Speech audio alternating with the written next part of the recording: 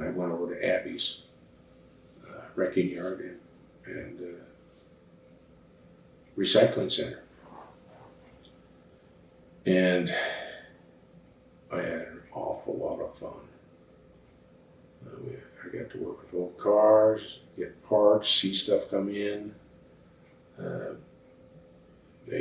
Grandma used to call Vern a junkie because he was running around with Ron Purdy all the time. It was his junkie buddy, and I understood the draw. Weird things would come in. People would recycle strange things.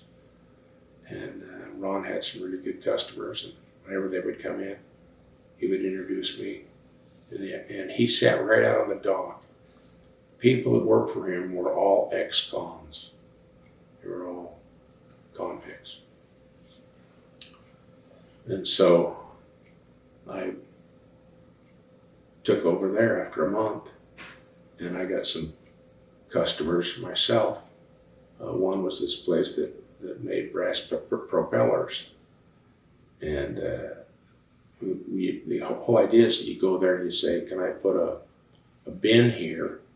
And you put all the waste stuff you cut off the propellers, the scraps, in this bin.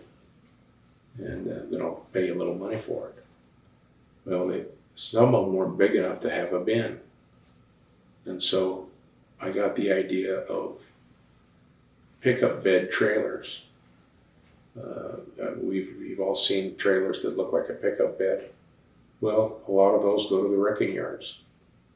And so I would take them and license them. And I made some.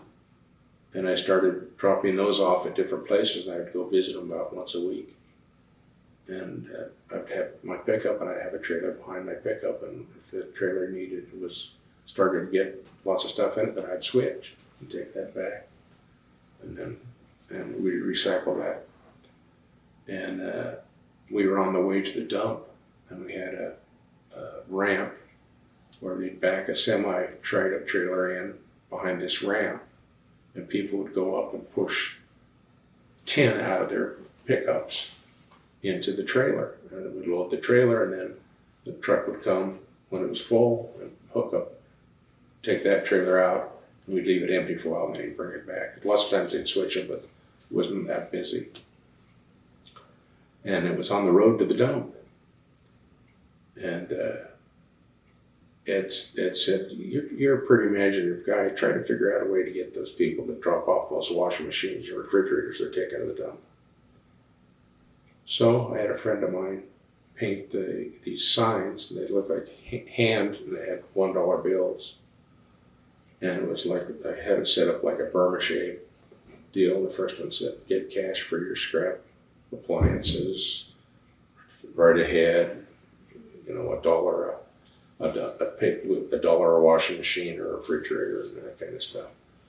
And a lot of people stopped and because they had to pay to dump unless you had your dump receipt. And a lot of people didn't have the dump receipt, so they dumped their stuff.